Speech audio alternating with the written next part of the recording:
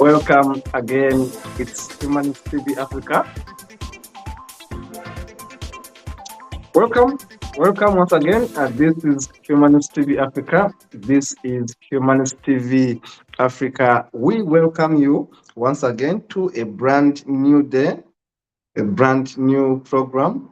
Of course, we keep it live here at Humanist TV Africa, and this is your host Kato Mukasa. Of course, with me in the studios is Dennis Bongole, who is based in Uganda. We have 3 studios in Uganda.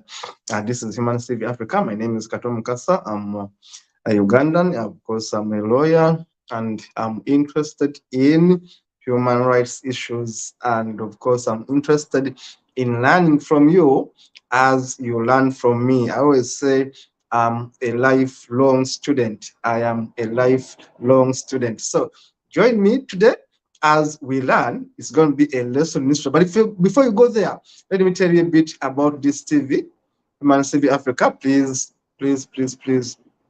we count on you to be able to make meaning, to be able to be relevant. Please, why don't you subscribe today? Please, there is a name there, Human TV Africa. Please, we request you to subscribe.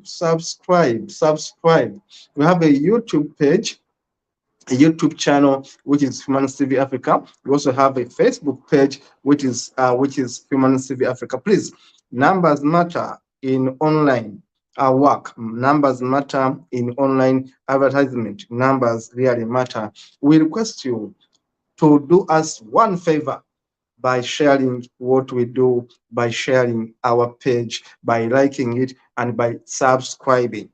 Please do that for me today, and then we shall continue serving you diligently. We shall continue burning candle to research to give you the best work we can. Now, this is Human TV Africa. We are based in Africa. We are, of course, also having tenterhooks here and there outside Africa. But for now, I can say we have 3 studios in Uganda. We have 3 studios in Uganda. We have a studio in Kenya. We have a studio in Zambia, a studio in Zimbabwe, a studio in Ghana, and of course, a quasi studio in Sierra Leone. Now, we are opening up more studios in Africa. And why do we open up these studios? Because we want to continue reaching out to you. We want to give you information from Africa, fresh information from Africa.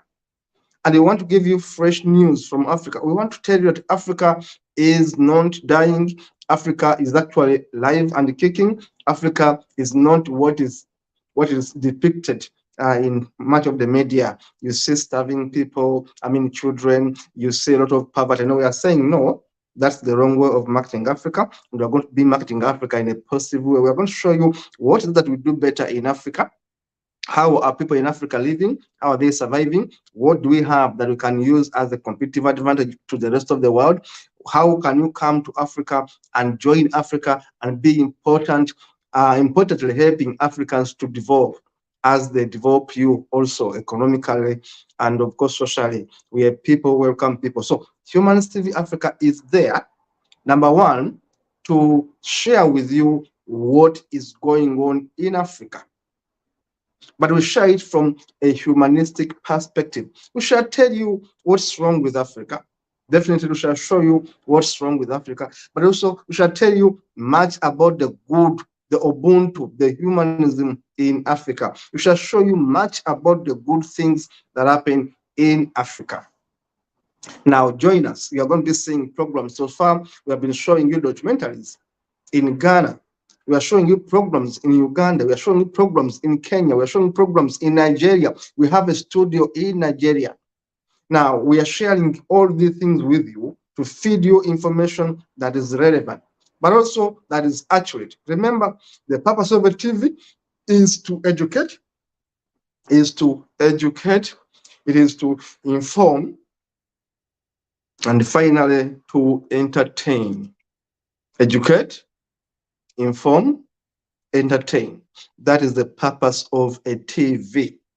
Now, as a charity, remember, Humanist TV Africa is a charity, is an NGO. We don't work for profit. Yet, we are going to look for adverts. We are going to look for adverts. We are going to reach out to companies and tell them, please, may you advise and may you advertise with us. May you give us business, because we need to keep our team going. We need to keep our team with some money in their pockets.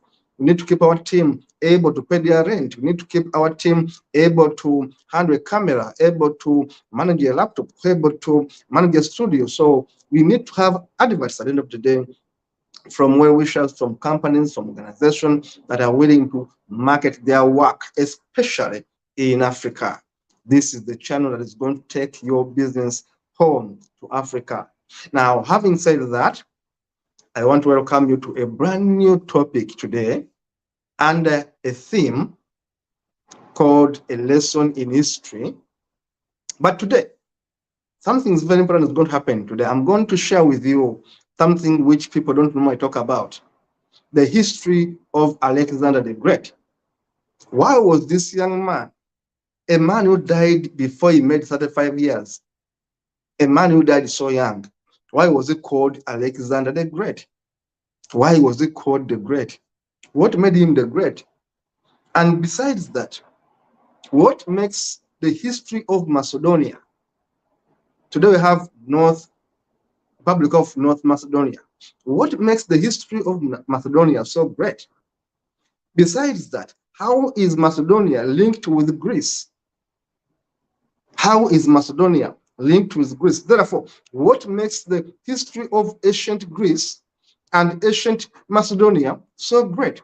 How come that a kingdom that was so small, that was on the periphery being attacked by even the Greek at one time, that being attacked by the Persians, under the Persians, being attacked by the Romans, how come that this small kingdom from the Balkans of today became so important, became so big, that it conquered a vast area of the world, that it conquered much of the world by leadership of one young man? I will call him young man. A man never reached my age, but a man almost conquered the entire world. From a small kingdom of Macedonia, expanding it to conquer almost the entire world. He conquered the entire Arab world. He conquered India and beyond India. And these were great, great empires. Pakistan, India, all those places now. He conquered them. Then he conquered much of North Africa. But people normally talk about Egypt. Yet, in fact, he went beyond that. Now, how come that this young man, a man who was tutored by none other than a great thinker called Aristotle, who teaches this man, he found him a boy, he found him when he was only 13 years, and started to teach him at Misra, and he molds him to become an important philosopher, an important thinker, an important governor, and an important army man or soldier. Now that Aristotle one great thinker, the father of Alexander, invites Aristotle, and Aristotle tutors. They call it tutoring, call it teaching. Aristotle tutors a young Alexander, whom he finds is about 13 years. He trains him for 7 years, and by the time he leaves him, he's 20 years. For 7 years of schooling, Aristotle has left his home to come to Macedonia to teach the young Alexander, to train him how to become a statesman, to train him how to become a scientist. I'll repeat that one, it's very important. Now, because people must know why parents of today must prepare their children. There are lessons I want you to learn from today's sharing. There are lessons I want you to learn from today's sharing. What is that parents can learn from Alexander the Great? What is that parents today can learn from what the father, who was also a king, the father of Alexander did? Because the father was a thinker. He thought, I'm going to die. And definitely he was killed. Alexander's father was murdered. But before he was murdered, he thought, before I'm murdered, I'm a king, I'm being attacked, I must leave a son who is well trained. He goes and gets Aristotle all the way from Athens, gets him to Macedonia, and then he starts teaching his son. He gives them a temple, a place where they can learn. Now, what does Aristotle do to a young Alexander, who is only 13 years? He teaches him hands-on, practicals. He uses the Socratic approach. Remember, I've been talking about Socrates as my mentor. But Socrates taught Plato. Socrates never taught Aristotle. Aristotle becomes a student of Plato. Yet Plato learned from Socrates. Yet all of them, the three, actually in one point in time, went to Kemet, which is Egypt, as we call it, but it was beyond Egypt, to learn from the sages of Kemet. Socrates was in Africa to learn. Plato, the student of Socrates, was in Africa to learn. But also Aristotle was in Africa to learn at the great temple of Mizar. Now, having learned, Aristotle is back in his country, in his kingdom. Then King Philip, the father of Alexander, picks him up and says, I'm going to pay you. I want you to come and tutor and train my child to be a thinker. Now, the reason why I want to give you this history is, why should you train your children to be thinkers, to be philosophers? It's very important. Because how do you manage life without having a brain that thinks? Power alone is not enough. The brain is important. Now, this is what the father of Alexander thought, that my son, to become so important, he must be taught by the best. Now, he gets Aristotle, one of the best thinkers of the time, to come to his kingdom and teach Alexander the Great. He was Alexander against Alexander the Third. Then he teaches this guy. 7 years down the road, he's now 20 years, and his father is murdered. Aristotle leaves and tells him, I have trained you enough. I have given you enough education. It's your time to go out and shine. But what did Aristotle teach Alexander? He taught him things to do with botany, zoology. If you're a scientist, think about it. When I was at university, I used to pass through the Department of Botany and Zoology at Makerere, and I was like, what are they studying? Yet Aristotle, a philosopher, knew botany and zoology. He could take Alexander, as young as he was, to show him plants. Why should a soldier to be learn about plants? Ask yourself, why should a soldier to be learn about plants. What use is a person going to war to learn about plants? Why? Because plants are medicinal. So one of the lessons that Aristotle gave to Alexander the Young was a lesson in zoology and botany. He taught him how to appreciate life, how to appreciate nature, how to handle nature and life to advantage. Alexander turned up to be a healer. He was a great fighter on the field. He knows how to use the sword. He knows how to use the archers.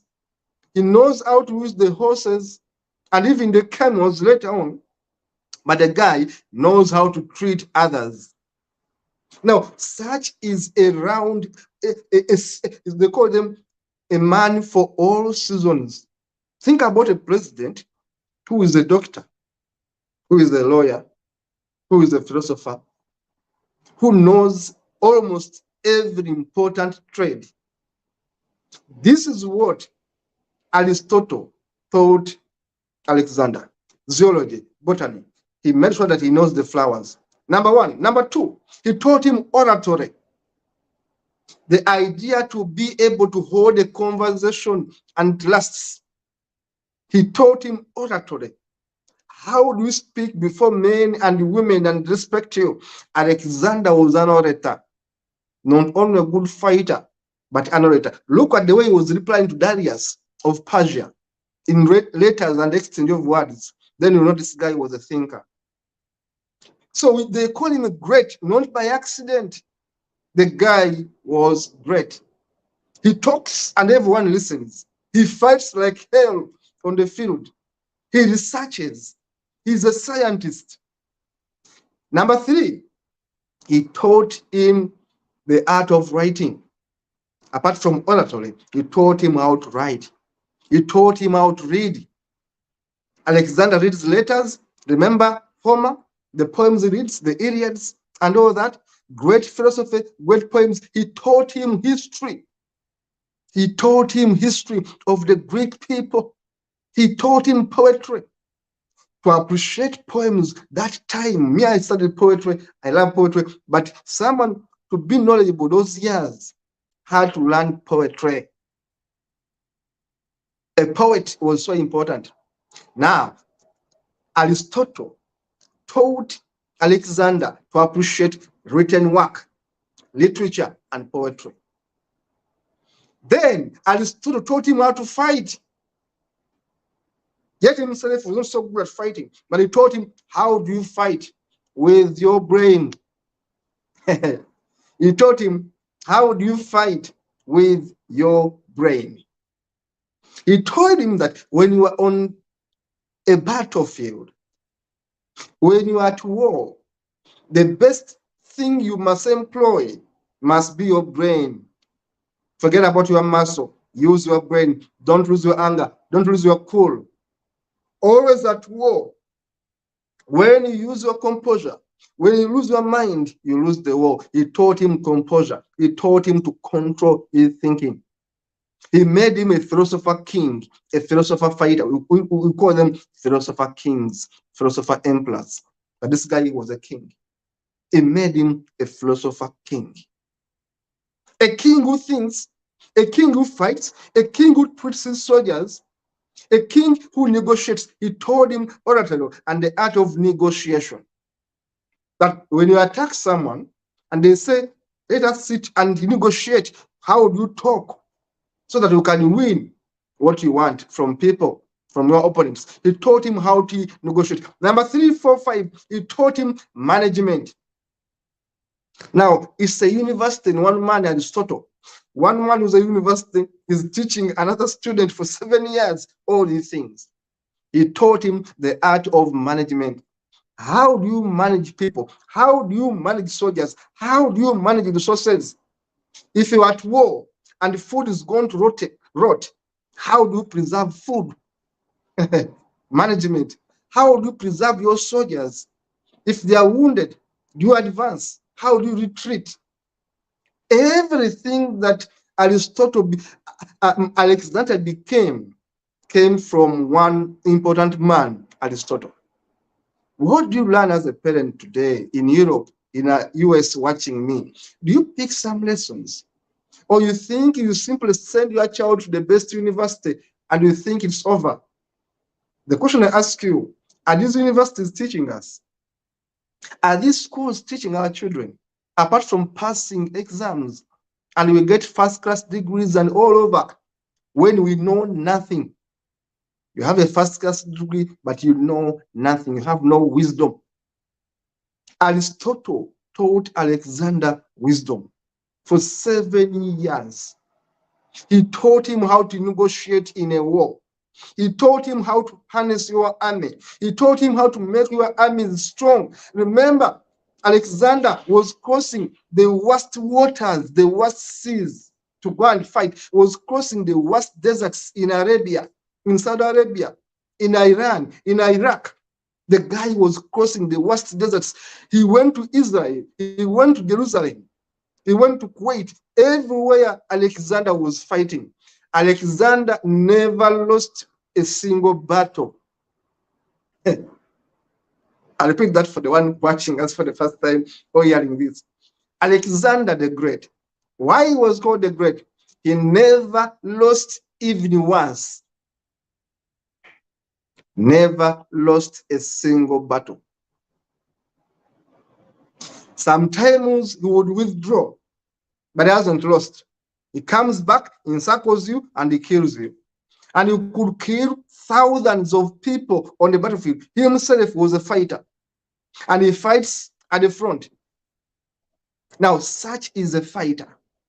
Such is a great man. He doesn't lose a war.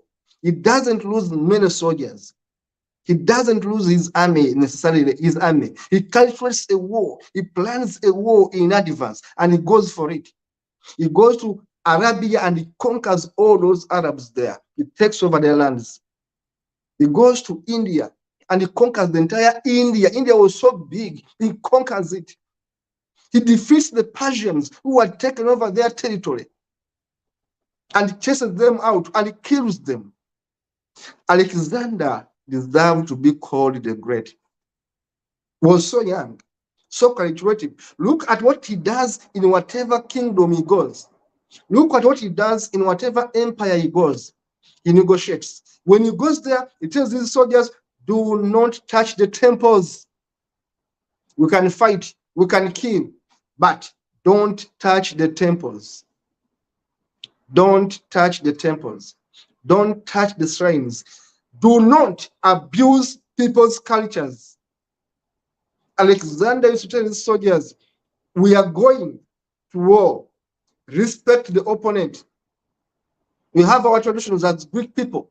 Hellenistics, as they call it, the culture of Hellenism. We have our own culture. We are going to take it to people, but we are not forcing it upon people. That was real civilization from Alexander because he was taught to think.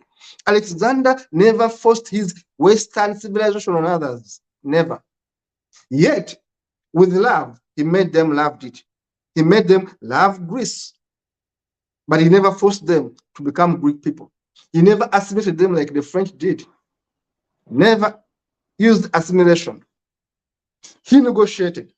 Whenever he fought, he told his soldiers, don't burn shrines, don't burn mosques, don't burn temples, because gods are gods and they are important. Himself, Alexander, he considered himself a god. In fact, before he went to the war, he was godified back home in Macedonia. He was made a god before he went to battle. So soldiers knew they had a god amidst them. And indeed, Alexander was a god. What happens? He was called Zeus, or god Zeus, by his own people. Before he began the war, they had seen that this guy is going to be terrible. They called him a god. And whenever he fought like a deity. Never left a battlefield, never retreated unnecessarily, and never lost much of his soldiers. Yet, he would always cause the worst damage. He invented methods of fighting, encircling your enemy, using strong, long arrows, but which are heavy, and shields that are heavy. that can cover much of the entire body of a fighter, but still the fighter can move on. Then the using of the arches, and the encirclement like an envelope, of you encircle your enemy like an envelope. Put them in a square, put them in a triangle, but still beat them at their game. He read the environment, that he could read the weather and say, now we are not attacking today. We are attacking 3 days from now. He reads the environment. He's like an astronomer. He's like a guy who has read the science of the environment, the moon, the stars. He reads the environment and says, this is not the right time to attack. And he knows when to negotiate. When he talks of a kingdom, when he talks of a chiefdom, he wants them to adopt to his culture, but also he adopts their culture. He goes there and says to them, look, I want to learn your God. What does he do when he goes to Egypt? Kemet. That time, he was ruling. The Persians had taken over Kemet. The Persians had taken over Kemet. When he goes there, he beats them hands down. Remember, he had beaten them already back home. Then he finds them in Egypt. He beats them hands down. They encircle them, they arrest them, they kill them. And then the people of Egypt welcome him like a hero. They all join him. And what happened? At Apis, they godify him. They call him God Ammon. Remember, Ammon-Ra is an important god among the Kemetic people. So a man, because he has saved the Kemetic people from who? From the Persians who were killing them, who were enslaving them. They are naming Alexander our God. They godified him. He became a deity. He was called Ammon-Ra. Ammon. In his own country, not country, kingdom, he has been called Zeus or Zeus. When he goes to Africa, he's named Ammon, another god, because Alexander doesn't lose a war. Alexander doesn't lose a battle. Simply retreats when he's fading, and he comes back and beats you at your game. He negotiates with his enemies. He sends emissaries for peace. You refuse peace, he will attack you. When he attacks you and defeats you, think about Darius. After killing Darius, what happens? In fact, he buries Darius with glory. He kills you, or he makes sure that his own team kills you, his own allies kills you, as an emperor, as a king, but he gives you a decent burial. Why? Why does the man kill you, but still respects your dead body? Because this guy had learned from Aristotle. Why? Because he knows that even when a man is dead, his dignity must remain. Even when a man is dead, there are people who love him. Now, how do you handle them? Give a man a decent burial. People can rest and say the man is dead. Confirm to them that the man is dead, he won't come back. We have fought for years, but now he's dead. That's what he does to Darius. And Persia keeps quiet, kills the man, gives them a decent burial, and everyone celebrates Darius, but Darius is dead. The man takes over Egypt, is made a god. The man, remember, he has been taught by the greatest of the philosophers of the time, Aristotle. He knows how to write. The man helps in the establishment of Alexandria. Alexandria is named after Alexander. In fact, it is said that about 70 cities of that time were named Alexandria. Remember, the greatest library was in Alexandria. And Alexander, because he loved books, he utilized the library and he made sure that more books were put there, only to be burnt by Julius Caesar later on. Yet Alexander had created a background for all this important information. Alexander is so important to Africa, and it's so important to the rest of Europe, because Alexander defended so much about Kemet. Because Alexander contributed so much about Kemetic Egypt. He was a great force to reckon with. building of Alexandria, Alexander the Great was there. And wherever he could go, he would leave his own emissaries, his own ambassadors, his own agents. That's how he was able to move and rule almost the entire world. He's so young, but so intelligent. He dies before he makes 35. But whenever he goes, he leaves what they call the regions, commanders. That's how Ptolemy or Sota becomes a general in Egypt, because he was general of Alexander. Alexander leaves him in Egypt. And this is how the Ptolemy dynasty comes up. This is how later we see Cleopatra the seventh ruling Egypt. How did Cleopatra come about? I'll be telling you in another series who is Cleopatra. Was he black? Was he Caucasian? Was he mixed? The story starts with Alexander. Because the grandfather of Cleopatra was a general in the army of Alexander. This general was left in Egypt to take care of Egypt. When Alexander dies, generals fight among each other. The empire is too big. The empire is too big that now each general must take over a piece. This is how Ptolemy Sota takes over Kemet. And he says, I'm now the leader of Egypt. This is how Cleopatra's family starts a dynasty that lasted for so many years until 30 BC, when the Romans took over from the Greeks and destroyed them and killed even the son of Cleopatra, the son he had with Julius Caesar, and took into prison the sons Cleopatra had with Mark Antony, because it was the Roman Empire that ended the Greek rule in Egypt. Only the Roman Empire ended the efforts of Alexander the Great. But that would be another story for another day. Today, we go back to Alexander the Great.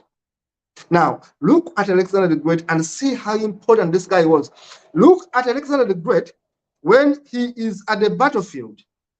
At the battlefield, the guy is too terrible. Who does Alexander the Great move with? He moves with about 20,000 soldiers, between 10 to 20,000 soldiers. I think the least battle he had soldiers was about 9,000 soldiers. The guy moves with soldiers. But how do you manage 10,000 people, all of them at a go? How do you manage 10,000 people if you cannot even manage yourself? How can you manage 10 people if you can't manage yourself? Now, Alexander manages 20,000 people, men who thinks, who fights, who are strong. He controls them one man. He goes to war. And who does he go to war with? When he goes to war, he goes with writers. He's making history. Alexander was terrible. He goes with botanists. He goes with geologists. He goes with scientists, in other words. The battlefield of Alexander has writers, has painters, has scientists of different nature. In other words, as they go to territory, they are researching. They are advancing in science. In fact, Alexander was able to contribute to development of the scientific world. Alexander the Great. Why is he great? He goes to India, he discovers their medicines. He discovers there a bit of science because he has gone with a team of scientists. He goes with writers. He goes with painters. The man moves with so many people of importance, not only soldiers. Of course, he goes with some women. That is how great Alexander was. So there are many lessons people can learn from Alexander. A man who barely lived to 35 years. He was so young when he died. But Alexander managed to leave a great legacy because Alexander ruled from a small kingdom of Macedonia, took over Greece, because Greece and Macedonia were having a cooperation. That's why people think that Alexander was Greek, and therefore people call him Greek, because actually it spread Greek knowledge, it spread Greek civilization. Remember that Greek civilization is younger than Kemetic civilization. Kemetic civilization is much older, is 6,000 years older than Greek civilization, which is only 3,000 years older. Yet Roman civilization is actually younger than Greek civilization. So you see that Kemetic civilization is much older than Greek civilization, is also much older than Roman civilization. The Romans actually copied much of their history, much of their art and civilization from the Greeks. Yet the Greeks copied much of their history, much of their learning, much of their civilization from Kemet. Read the history and see who was learning from who. But yet the Romans destroyed the Greek. Yet the Romans ended Cleopatra's dynasty, the Ptolemaic dynasty in Egypt. Now, we learn a lot from Alexander and say, look, train your child to be self-sufficient. Do not rely on schools of today. They are not teaching our children.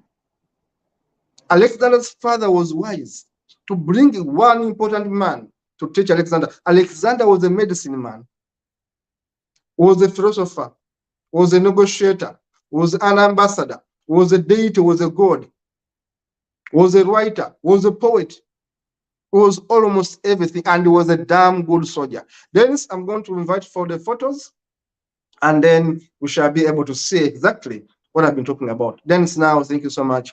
Let us have a look at the pictures I've selected to show you how Alexander was the Great.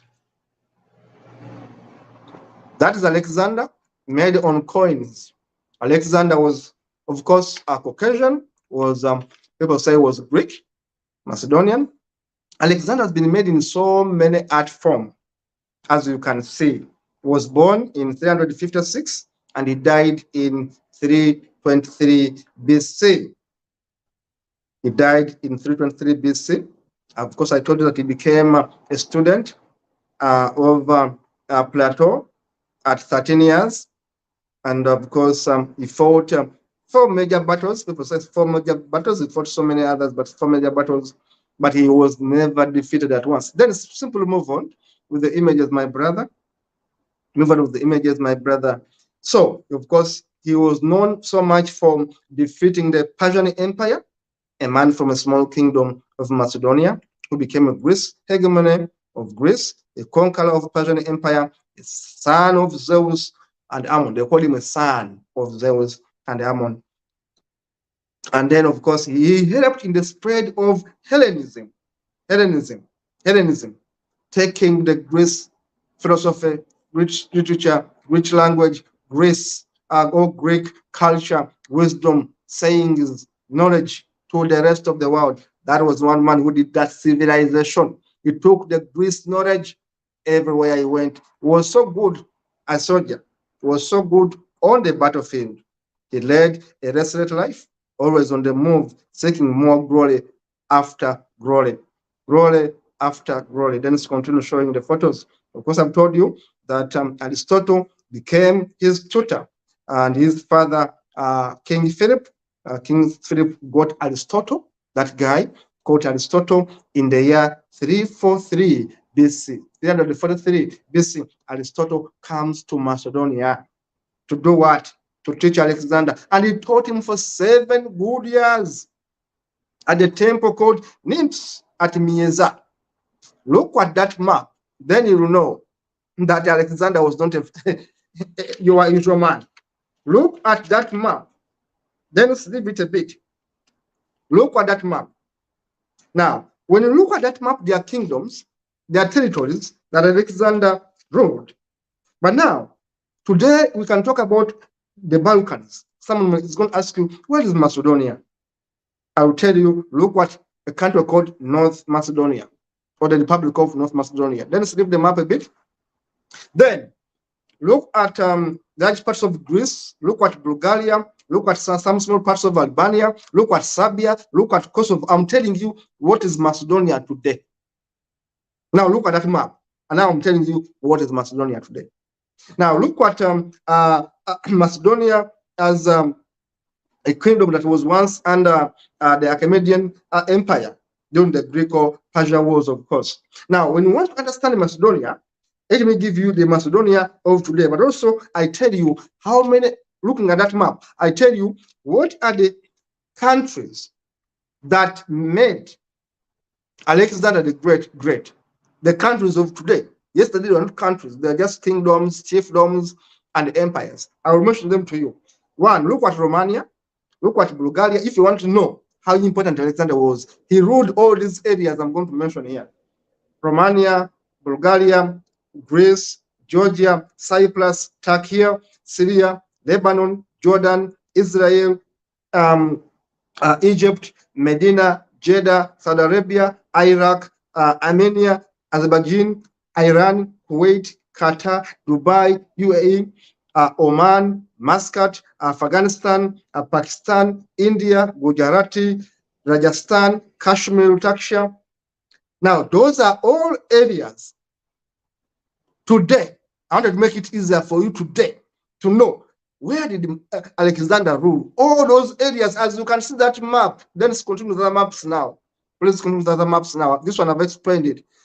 All these maps from Asia Minor, which I've given it the meaning of Asia Minor today, Mesopotamia, Assyria, Ariana, Media, Solina, Bactria, Armenia. I've told the meaning of these places today.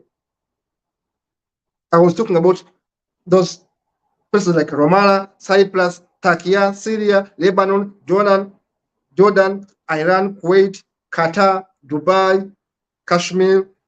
You know, those are the equivalent of these places. But today you see, Medina, you cannot understand which is Medina. Mesopotamia, you cannot understand which is Mesopotamia. Now I'll tell you, look at Iran, look at Iraq, look at Saudi Arabia. These are the places the man was ruling. Babylonia. Then it's continue. Arabia, India, the entire India subcontinent, the man ruled it. He was terrible, a fighter. The ancient world, this is the map. This is the ancient world, but surprisingly, one young man called Alexander ruled it. One young man called Alexander ruled it. A man ruled entire world, literally entire world. And by the year 232, 323, not the year 323, but by the time he died, the guy had ruled the entire world. He had transferred the Persian, the Hellenistic age. They call it the era of Hellenism, where he was taking the Greek culture, philosophy, language, art, buildings, roads, everything about the Greece. The man took it outside a smaller kingdom, Macedonia and Greece, and took it everywhere in the world. That was Master Guy. And now, just more maps, please. More maps, please, brother. More maps, please, brother. We'll take you through this history. Look at this. The empire of Alexander the Great, 323 BC, when he died, and the kingdoms of Alexander's successors. You can imagine even the guys who took after him had the kingdoms. Anachosia, Germania, the Russia, Bactria, Pathi. These are the names I'm telling you. Masagari. These are the names, odd names. Cappadocia, Syria, Mesopotamia, Syria, Agrani. So these are the names, but I've been giving you the equivalent of today. Macedonia, you can see, is on the left of your map here. But you can see from the left, he moves to Greece there. Then he moves and he covers, thank you very much, Dennis, and he covers much of all these areas. You see, he covers now, he moves Bithynia, he moves to Cappadocia, he moves to Antigona, he moves to, he moves all that, Mesopotamia, Assyria here, he moves up to India. Look at this, this is so big. To Arachosia, India. I've told you the meaning of these areas today. I can repeat them now today. What do we mean by who? Where did Alexander rule? Let me repeat this one for you. Romania, Bulgaria, Greece, Georgia, Turkey, Syria, Lebanon, Jordan, Israel, Egypt, Medina, Jeddah, Saudi Arabia, Iraq, Azerbaijan, Iran, Kuwait, Qatar, Dubai, Oman, Afghanistan, Pakistan, India, Gujarati, Kashmir, all those areas. Now I've summarized them. That was the empire of one man, one young man, a man who lived less than 35 years, a man called Alexander the Great. He didn't even make 35. I think he was 32 by the time he died. Then Muhammad, please, brother. Muhammad, please, Muhammad, please. Muhammad, please, as I take our people through his history of a great man, Alexander. Look at Alexander's campaigns and conquests. I've been mentioning these countries: Babylonia, Arabia, Syria, Mesopotamia. Look at how they are passing the Mediterranean Sea, and look at how they go to Scythia, Bactria, Socia. These are countries today. I've been mentioning them today. So you don't actually get lost when you talk about Asia Minor. You ask, what is Asia Minor? What is Egypt? What is Persia? I've told you the equivalent of these countries today. You know, and one man, one young man who was born 356 BC, who died 323 BC, very young, a man took over and ruled the world. And then the achievements are so many. Then let's go ahead with other maps, please. We have now seen the maps, brother. Go back. Now, look at these conquests now. Conquests I've been talking about. He goes to war, then throws parties, of course. He's a man of life. He fights using the horses. At one point, actually, he knows how to use the camels. You know, he makes allies among the Arabia. He goes to the Arab world. He's a Caucasian, but he knows how to make allies, and he wins people's hearts. He moves with architects, scientists, court officials, surveyors, engineers. That guy moved with a lot of scientists. He was a scientist. He goes with 30,000 foot soldiers, 5,000 cavalry of Macedonian archers. Archers are guys who raise the arrows, terrible archers. He moves with about 5,000 cavalry archers, 30,000 foot soldiers. 30,000 foot soldiers, you can imagine. All of them go with him in the army. And then look at, for example, how on the day in November 332, the way he defeated the Persians using that kind of method. 10,000 infantry of strong armed men, 5,000 cavalry soldiers. He defeats a big empire which had taken over Africa. The empire is called Persian Empire. He beats Darius until he kills him. Look at the invasion of Alexander the Great. The arrows, the strong, long arrows used by the archers on horses. That army was so terrible. But Alexander is there. He has his own horse. Remember his horse? The horse he loved so much? He has his own horse. He doesn't leave his horse. When he leaves his horse, he goes down, it's a fight. Now the swords come out. The places he conquered, I've been mentioning them over and over and over and over. The places he conquered. Up to Gibraltar, to Punjabi. He took what they call the Hellenistic culture. He spread it all over wherever he went. All over wherever he went, he took the culture there. He taught people how to think, because he has been taught how to think by a great teacher who is Aristotle. Please continue, Dennis. We see other maps, we see other places of Alexander the Great. The guy moved with zoologists, he moved with botanists, he moved with scientists in his army. Today, when you see today American army having scientists, don't wonder where they pick it. It is from Alexander. Alexander covered the entire face of the world then, using his army, which had scientists in them. He goes with the artists, he goes with historians, he goes with the poets, he goes with entertainers. The man moves with 30,000 people, 30,000 soldiers. Now, you see, Macedonia is a very small kingdom. This is the kingdom. Look at it. Very small. It was a bit small. Talk about, I told you the Balkans of today. I've told you what Macedonia means today. If you want to understand what Macedonia means today, there are 6 Balkan countries. I'll mention them for you. North Macedonia, large parts of Greece, Bulgaria, small parts of Albania, Serbia, Kosovo. That one makes Macedonia. Now you can imagine That was Macedonia, not so big a kingdom, but of course bigger than United Kingdom and bigger than, of course, France and all that. But it was not so big to take the world. But it took the world, my friend. It took over the world. That was Alexander the Great, a man who conquered the world, a man who took wisdom to the entire world, a man who was much of a diplomat. The people have said, no, he was a fighter. No, he could take people into slavery. Whoever could defeat people, he could sell them into slavery. People have said so many things about Alexander, but there are some achievements, of course. He did register. He did register several achievements. He had his own weaknesses, but he just had some achievements. Of course, remember, he used to have women in the regions he went as a way of pacifying that region. He goes there and have a concubine there. He has women there so that you feel that he's part of you. He conquered Persia as one of his achievements. The year is 331 BC. He conquered the big question of an empire which was not there. Of course, he made the foundation of Egypt, Alexandria.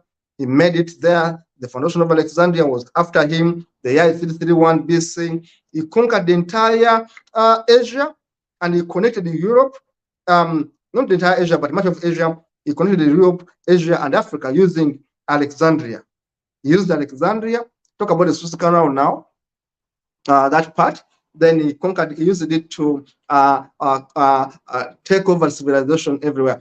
Now look at Alexander in Egypt.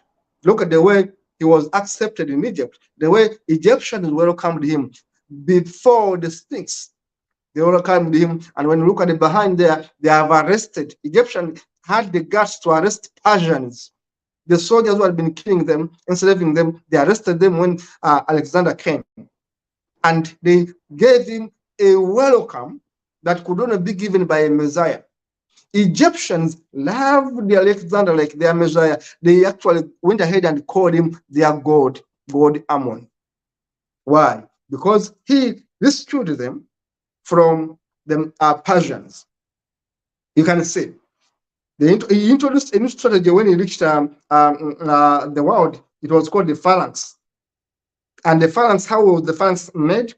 A tightly packed formation of action. And you have armored infantry armed with long spears called salis. The spears were called sarisals, those long spears, to go and fight. And of course, he employed speed tactics. It was so quick. Besieging and surrounding your opponents like an envelope. Crossing the Hellespont in 334 BC, he crossed the Hellespont, a place which was feared by almost every army. He crosses it and wins a war there. The siege of Tyre. Look at the siege of Tyre if you want to see his achievements. How did he win the siege of Tyre? Alexander the Great was made a pharaoh. He was made a pharaoh of Egypt. I'm telling you, they made him a pharaoh of Egypt. They loved Alexander. They made him a god Ammon, but also they made him a pharaoh of Egypt. He conquered Indus Valley. The year is 326 BC. And he used the Indus Valley to conquer the entire India. He promoted the religious tolerance as one of his achievements. He said, I'm Greek, I will follow Macedonian culture, but you are free to worship whatever you want. When he went to Egypt, he told them, worship your God, worship your gods. When he went to Persia, he told them, worship your gods. When he went to everywhere he went, he told them, worship your gods. I have no problem. So he had the religious tolerance, just like a human should be. So he was a great man. That's why many countries put out statues for him. He inspired so many other leaders that came after him. Alexander the Great inspired Julius Caesar, who came several years after him. Alexander the Great inspired Napoleon, who came several years after him. And of course, he spread Hellenism culture, the culture which they call Hellenistic culture. He advanced spreading of Western civilization through a cultural influence that promotes his Greek culture, but also respected other people's religions, cultures, and customs. He never wanted to destroy temples and places of worship. He respected worship. He told them, you can worship whatever you want, but I will rule you. Worship whatever you want, I'm the ruler. Worship whatever you want. Keep your science, keep your religion. If you want our culture, it's good, but don't force it on you. Now we talk about his death. We talk about Alexander's death. People have been speculating. What killed this man? Why did he die so early? The man died when he was about 32 years. He died so early. Why did he die so early? There have been so many mysteries. Because the man was from the war and he dies. He gets sick, he falls down, and is taken to a bed, as you can see. And the man remains warm until doctors say the man is dead. But the man remained warm. Yet, doctors pronounced him dead. They said it was a fever, others said it was typhoid, and for 12 days, he had been in pain, complaining about stomach pain, body pain. He was sick for 12 agonizing days. People came in hundreds to check on him. You can see they come to touch him, check him. He doesn't talk. He's in pain for 12 agonizing days. They said maybe they had poisoned him. They said maybe it was typhoid. They said maybe it was malaria. Until doctors later on, having observed his characters, to say that the man, in fact, died from a neurological disorder called CBS. And they said that this disorder attacks your brain. Attacks your brain and kills your brain. First, your brain dies, but the body remains warm. Alexander died, but the body remained warm for several days. That's why they didn't bury him so fast. The man was dead, the body is warm. That the man is clinically dead because the brain was attacked and the brain died. The man's brain had a disorder, and the man's brain died. So the death of Alexander left everyone worried in the kingdom, in the empire. What are we going to do without a great man like Alexander? The man dies. The man suffers for 12 days. No one knows what's the problem. They are thinking maybe it's poison. They are thinking maybe it's malaria. Maybe it's typhoid. There was speculation about his death. People thought maybe he has been poisoned. What's happening? The man is warm. And they wait for him to decay. He doesn't decay. He doesn't decompose. The man remains warm, yet he is clinically dead. The brain had died. So there were many speculations. And people have been giving so many speculations about Alexander, how he died. Others say he became a god. He turned into a god. Others say he went to heaven. They have been godifying him. They made him a god. They made him a mini Jesus. And the Greek people today still respect Alexander because indeed he was a great man. Indeed, Alexander was a great man. So there have been so many speculations about his death. They have been saying, oh, we have seen his temple. Oh, we have seen his grave. Everyone says, I've seen his grave. I've seen his grave. The lost tomb of Alexander. They have even made movies about it. I have seen his grave. I've seen his tomb. But all these have been speculations anyway. Someone told us that actually they have even seen his bones. No, we have seen his bones. We have seen his case. Then go ahead and show us these things. People are saying so many things. Researchers, oh, there are so many clues now. A new tomb has been found of Alexander. Oh, this is the grave. So many lies about Alexander. Speculating about his tomb, because for now, it appears to be a mystery. Where is his tomb? People ask questions, many answers have been given online. People say, oh, we have found his tomb, the area of a tomb, Alexander the Great. Oh, they have even codified it. They have said so many things about Alexander. But why? Because at the age of 32, he had conquered much of the world. And besides that, Alexander had taken Western civilization to the world. Yet, Alexander was so great because he never forced Arabs to become Greek. But he told them about the good things the Greek civilization talked about. So the death of his Alexander was so much speculated upon. People were guessing, speculating. What killed him? What happened? Was it poison? Was it malaria? Was it typhoid? How come his body was warm? Until scientists have said the man died of a brain disorder. There was a neurological brain disorder that killed him. Until recently, researchers came out to say, no, the man had a brain problem. That was the handsome man, Alexander the Great, the man who set a foundation for the kingdom of the Ptolemy in Egypt, who ruled for so many years.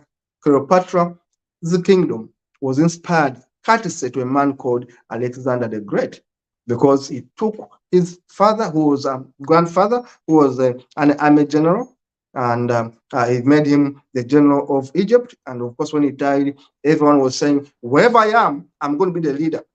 When Alexander died, remember, he died so young at 32 years. He had women, he had all this, but he never made a good life. He never made a good achievement in terms of marriage, relationships. He was always fighting, always thinking about progress. And he died like that. When he died, of course, people were fighting who takes over from Alexander. Someone in Egypt remains in Egypt, another remains elsewhere, and that is Alexander today. Today, it was a lesson in history. My name is Kato Mukasa. This is Humans TV Africa. Keep it safe, keep it live, and keep it subscribed to Humans TV Africa. Next show, I'll tell you about none other than Cleopatra. Was it black or was white? Was it Caucasian or was Arab? Thank you so much. See you in the next one.